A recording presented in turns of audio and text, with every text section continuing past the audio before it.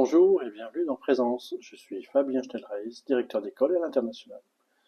Après les élections de représentants des parents, un autre temps fort du début de l'année scolaire retient l'attention au lycée international Jean Mermoz d'Abidjan, l'élection des délégués des élèves. Un moment qui peut sembler anodin, mais qui est en réalité une formidable initiation à la responsabilité, au vivre ensemble et à la participation à la vie de l'école. Au LIJM, tous les élèves du CPE-CM2 de 6 à 11 ans participent à l'élection des délégués.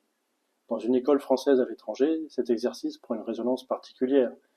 Les élèves viennent d'horizons très divers. Certains sont français, d'autres ivoiriens, et beaucoup encore d'autres nationalités. L'élection devient une initiation concrète à la vie démocratique, vécue dans un cadre multiculturel. Les enfants découvrent des valeurs universelles, participation, égalité, respect de la parole de chacun. Mais il faut aussi rappeler que certains élèves sont originaires de pays où les pratiques démocratiques sont absentes ou limitées. Leur faire comprendre le sens d'une élection peut être un exercice délicat pour l'enseignant. Expliquer sans juger, sans critiquer, sans imposer. Rester neutre tout en montrant ce que signifie élire démocratiquement des délégués, choisir librement, respecter la majorité, accepter le résultat. C'est une manière simple mais forte de montrer que la démocratie n'est pas liée à une nationalité, mais qu'elle est une manière de vivre ensemble, ouverte et partagée, qui peut s'expérimenter dès l'école.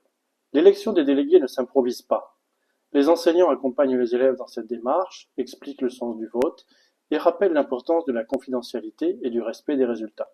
Le directeur a garanti le sérieux du processus, liste, préparation des cartes d'électeurs, mise en place des urnes, organisation du dépouillement. Tout est pensé pour donner du poids à ce moment. Chaque élève reçoit une carte d'électeur, un isoloir est installé pour préserver la confidentialité, un tampon marque le passage par l'urne. Et au lycée international Jean Mermoz, ces élections se déroulent en parallèle, dans les mêmes lieux, que celles des délégués de classe du secondaire. Cette simultanéité renforce l'image du sérieux et donne aux élèves du primaire le sentiment que leur vote a autant de valeur que celui de leurs aînés. Cela accentue aussi le poids de la responsabilité confiée aux délégués, qui ne sont plus seulement des représentants symboliques, mais des acteurs réels de la vie scolaire. À 6 ans comme à 11 ans, l'enfant comprend qu'il participe à un vrai scrutin, avec des règles et un rituel précis.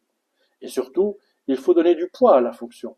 Être délégué ne doit pas être décoratif. Les élus deviennent de vrais relais entre leurs camarades et les adultes, notamment dans les conseils d'élèves. C'est un moment attendu par les élèves et par leurs parents. Pour les enfants, ce moment est chargé d'enthousiasme.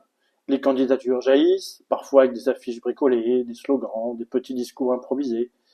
Être délégué, c'est être reconnu par ses camarades, avoir une responsabilité particulière, une voix qui compte. La campagne elle-même est déjà une leçon. Parler devant les autres, convaincre, écouter les questions. Mais ce n'est pas seulement attendu par les élèves. Les parents aussi s'impliquent parfois énormément. Il arrive que des familles préparent pour leur enfant de vrais tracts en couleur, soigneusement imprimés, que celui-ci distribue ensuite dans la cour ou dans sa classe. Derrière l'anecdote, il y a une réalité. Même à 6, 7 ou 8 ans, les enfants sentent qu'ils entrent dans un rituel important où leurs parents eux-mêmes reconnaissent la valeur de leur engagement. Et puis, il y a l'émotion du résultat, la joie des élus, la déception de ceux qui ne le sont pas. Ces émotions sont formatrices. Apprendre à perdre, accepter une décision collective, respecter la majorité. Au lycée international Jean Mermoz, tout est mis en œuvre pour que l'élection ait un vrai sens. Les élèves présentent leurs cartes d'électeurs, passent dans l'isoloir, déposent leur bulletin dans l'urne et font tamponner leurs cartes. Le dépouillement se fait devant tous avec des scrutateurs désignés. Les résultats sont proclamés officiellement sous les applaudissements. Mais l'expérience ne s'arrête pas là. Au retour des congés d'octobre, j'espère avant Noël, des réunions de délégués sont organisées. Une par niveau, soit 10 délégués réunis avec le directeur, un enseignant si possible, et l'assistante de direction qui assure la prise de notes et la rédaction du compte-rendu. Ces réunions se tiennent dans la salle des conseils du lycée, pour marquer symboliquement l'importance de ce rôle et montrer aux élèves qu'ils ont une vraie place. Les propositions issues de ces rencontres sont publiées dans la newsletter du lycée, afin d'être partagées avec toute la communauté scolaire. Et autant que faire se peut, ces propositions sont prises en compte ensuite, dès lors qu'elles sont réalisables. De cette manière, les élèves voient que leur voix compte réellement et que leur engagement dépasse le simple rituel électoral. En conclusion, je dirais que l'élection des délégués n'est pas un simple rituel. C'est une première expérience démocratique. Apprendre à se porter candidat, à convaincre, à voter, à accepter un résultat.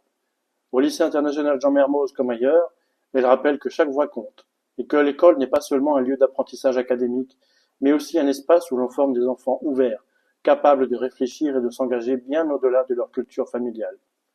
Présence va prendre quelques jours de congé au mois d'octobre et nous nous retrouverons ensuite.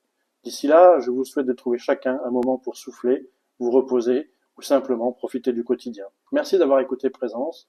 Vous pouvez vous abonner sur Spotify, Apple Podcasts, Deezer, Amazon Music ou YouTube et bien sûr partager ce podcast pour qu'il trouve d'autres oreilles curieuses.